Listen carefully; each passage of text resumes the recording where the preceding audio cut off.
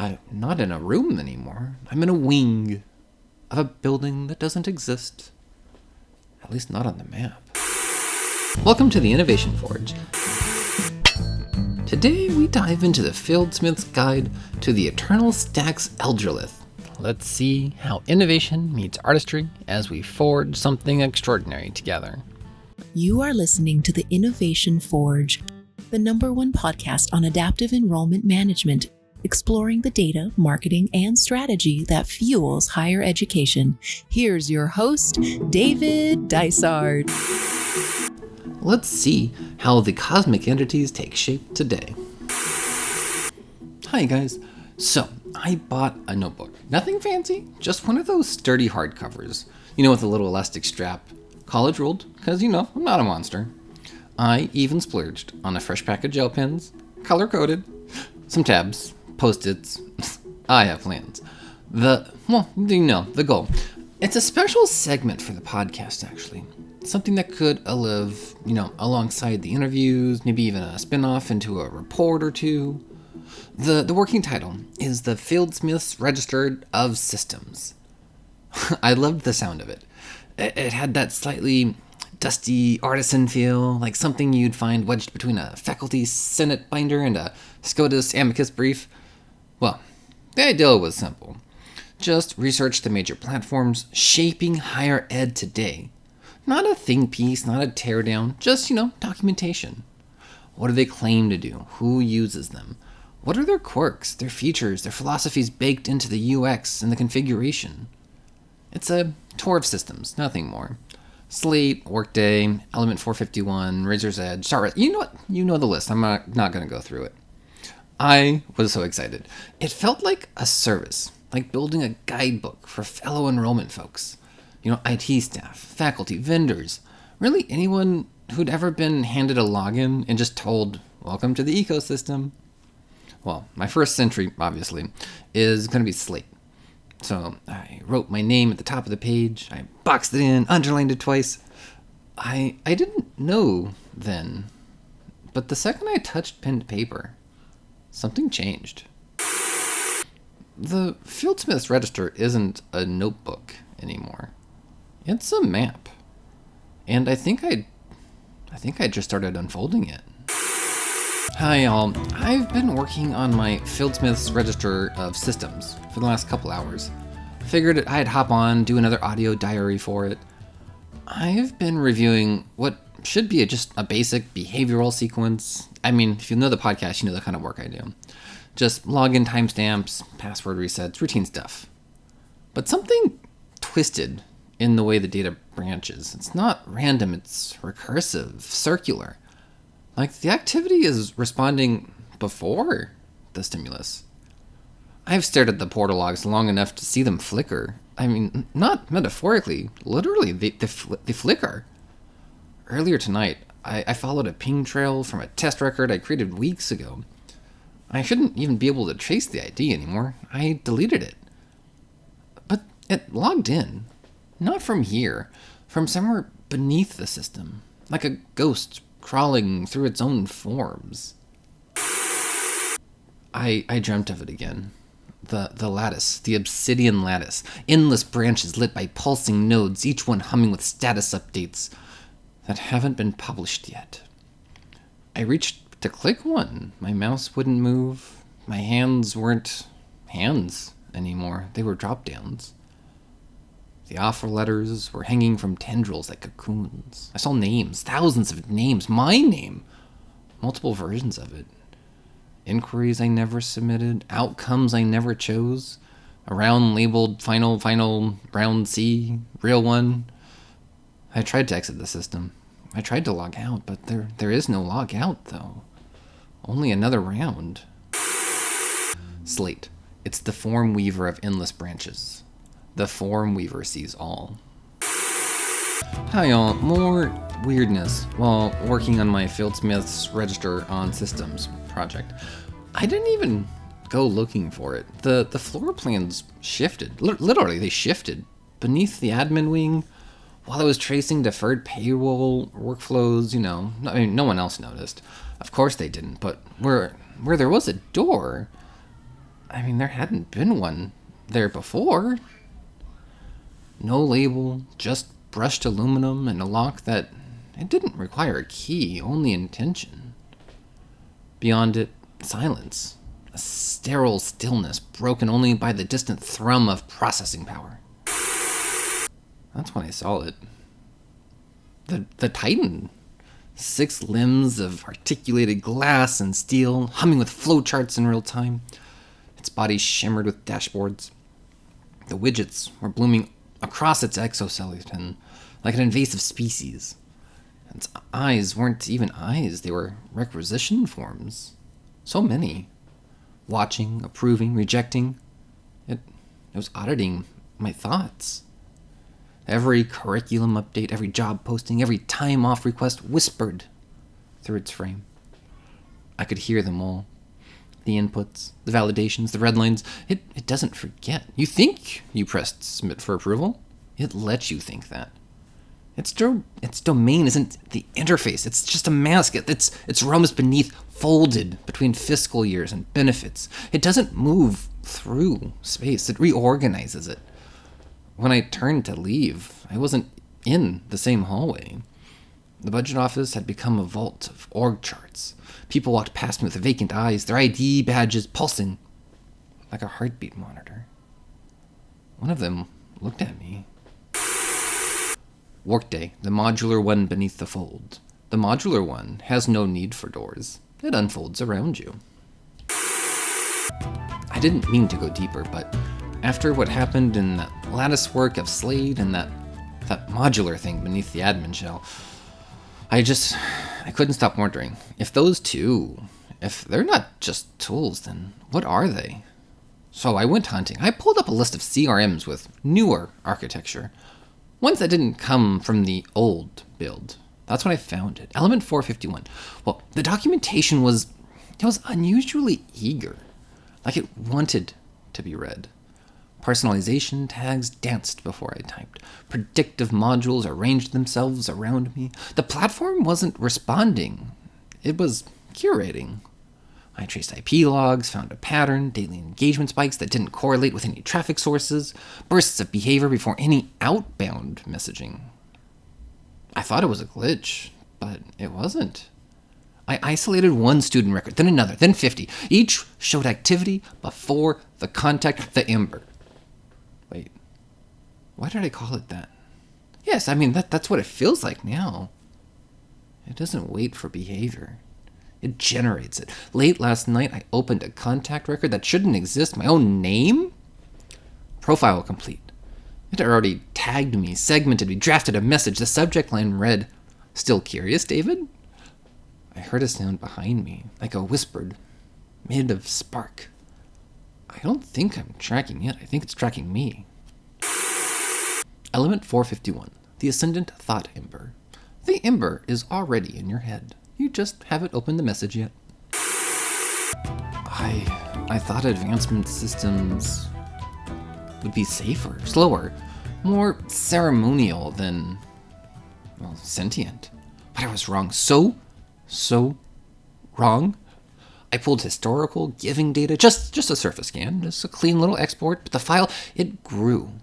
Not corrupted, but expanding. Each time I opened it, more columns appeared, affinity signature, gratitude imprint, resonance tier, and a final column simply labeled remembered. I checked with the advancement team. They'd never seen those fields before. Said it must have just been a plugin. But when I checked the plugin list, there was no plugin. Just a note in the logs. RE: the binder is benevolent. Do not inquire. I mean, I thought it was a joke until I visited the donor archive room. The portraits, painted, not printed, they had names beneath them that weren't in our database. But when I whispered them aloud, the lights flickered, the temperature, it got so cold. Something moved behind the donor wall, a long shape. It coiled around the plaques like rosary beads. It smiled, not with a face, just with recognition. The memory binder doesn't just store records, it feasts on them. It weaves nostalgia into currency, thank you notes into binding contracts. The more you recall, the tighter it coils. I backed away. My badge scanned itself on the door. I didn't touch anything, I swear. I just got a confirmation email? A recurring gift to my name. I didn't make it. But I would feel guilty about canceling it. As if something might forget me if I do. What happens if I'm forgotten? Razor's Edge, the memory binder of the benevolent maw.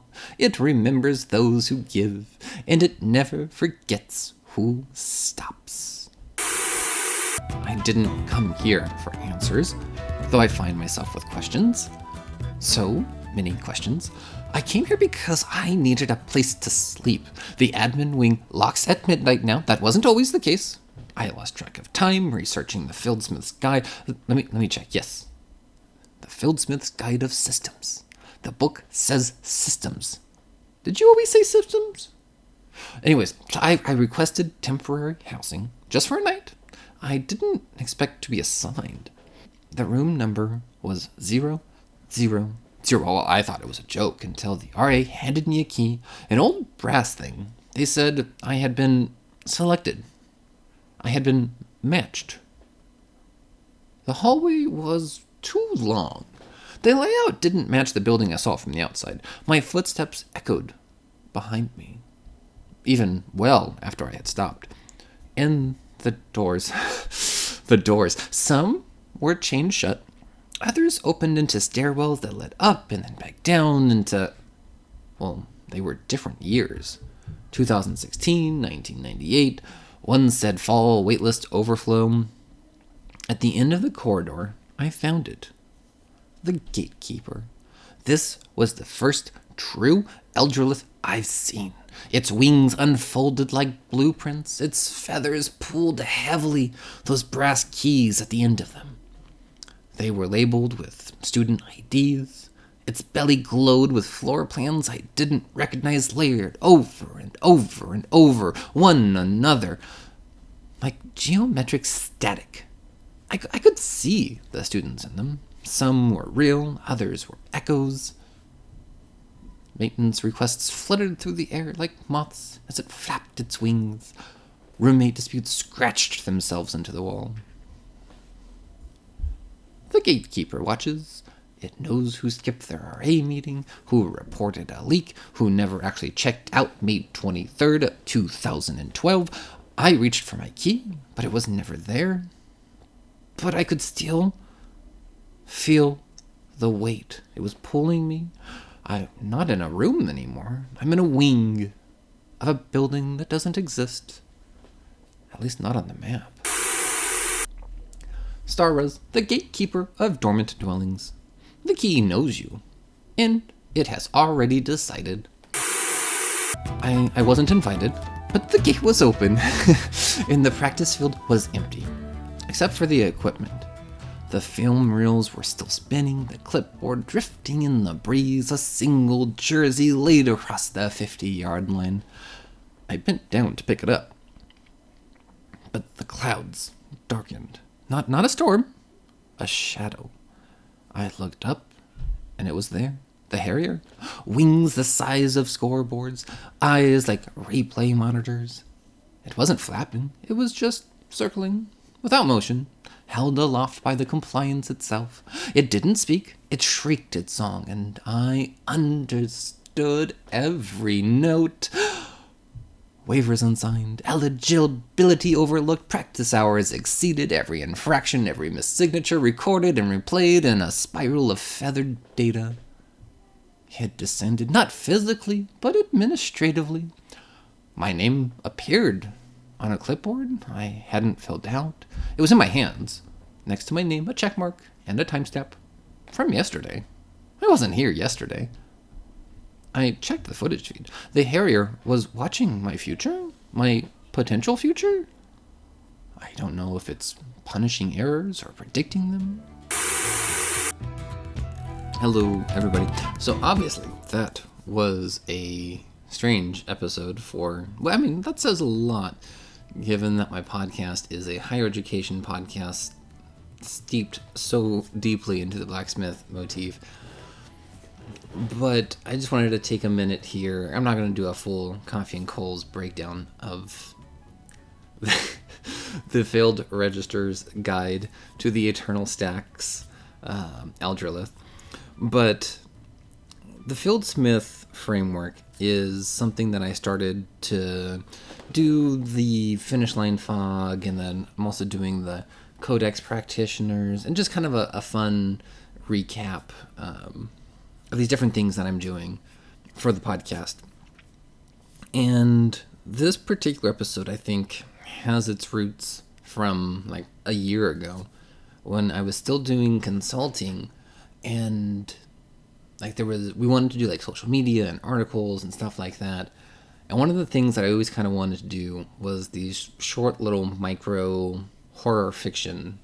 And I felt like that wasn't going to be the vibe necessarily that the company wanted for their social media content. So I didn't do that then. And I've done so much stuff on LinkedIn since I've started the Innovation Forge. And I have too much content with all of that. I always stayed on the back burner. And then I was working on a project, and I was just thinking about all these systems, and I'm obviously, again, very interested in like the Lovecraft, the old ones, Outer God, stuff like that, lore. And I was like, oh yeah, all these systems, they do kind of have that feel to them, that they are this avatar on our plane or our dimension, our existence, that could be front-facing for these larger cosmic entities. And then it just kind of very quickly spiraled to like, oh, okay. I mean, obviously I'm going to do 12 of them because that's just how I've been breaking out all of these types of content. And then doing these audio diaries where I spiral further and further into the void. And I was like, oh, and then I could even, if folks have been listening after the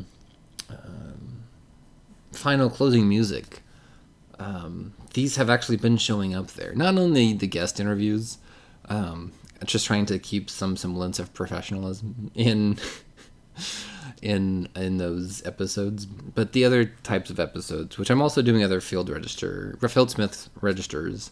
It's like on the Finish Line Flog, and then I'm doing the Forge Bellows and the Coffee and Coals episodes. Those are a little bit more loose in format and a little funner. And I felt a little less buttoned down in those episodes. So I thought the post-credit scenes, essentially, would be a great place for these quick little audio diaries where I'm spiraling into the madness that is uncovering the Eldraliths. And even the name, it all just really clicked. So like the Eternal Stack, like a full stack technology set of software, was the Eternal Stack piece. And then the Eldraliths, which is just a combination of like Eldritch, because again, that's just very much so in the vocabulary of that world. And then I was just listening to a podcast episode earlier that day on monoliths, and that kind of Eldritch, monolith, Eldralith, it had a nice fun ring to it. It still felt very in the schema of Lovecraft, in that kind of mythological lore. So it all very much so kind of buttoned together pretty quickly. I was definitely planning on doing this a little bit more of a, similar to how I skin, like in the Forge Bellows, like these are actual kind of like recap commentary on articles that are in the world, just really heavily skinned in the blacksmith terminology and lens and focus. I was very much so, the initial plan was to basically do that, but just kind of skin it in the Lovecraftian lore. But it very quickly developed. Just like, oh, okay, yeah, no, this is just going to be quick in and out, fun plays. Just the system is literally just the platform for the content. Whereas typically in a lot of stuff that I do, the content, the theme is the platform for the content in a lot of what I do. Like I said, the Forge Bellows is a very genuine, it's basically a news recap podcast for higher education, just recapping like articles and stuff like this. And then the theming just is a fun setup. This was very much so flipped. Like the higher ed software ecosystem was just the platform to get this content out. Maybe if I would have spent more time on this and could have done what I've done with the Forge Bellows with this, I'm happy with what this was, though. Hope you had fun going down the rabbit hole with me on this one. And more regular content. Again, regular is doing a lot of work, or no work at all in that sentence, but back to more normality next week. Thanks, everyone. Have a great day. And remember to strike true. For those watching the video, or willing just to see our next mascot, I need a name for consultant cadre. Send me an email at theinnovationforagepodcast@gmail.com. Find me on the socials like LinkedIn and Instagram to comment your suggestion. Always, I'll send the ebook of The Innovation Forge to all winning name submitters. If you enjoyed today's episode, please grow the guild by rating and reviewing the Innovation Forge podcast, or sharing it with a colleague who needs to hear about these creative crossovers in education. The best review or comment every month will get an ebook of my book, of course. Particularly great ones will also be featured on future episodes. Thank you so much for joining me in the workshop today. Remember to strike true, and let's forge something extraordinary together.